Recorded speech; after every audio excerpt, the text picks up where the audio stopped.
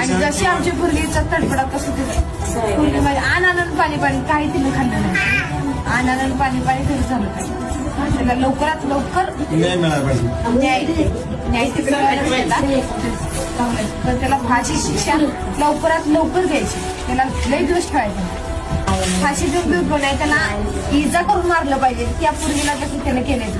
फाशी काय त्याचा एका मिनिटात जीव जाईल, पण त्याला कुठं असं चेचला म्हणजे त्याला त्या पूर्वीचं कळलं ना. आपण या एवढ्या बाहेरच्या कसं त्याला डोक्यात 0 मिनिटात हो त्यानं माझ्या पूर्वीचा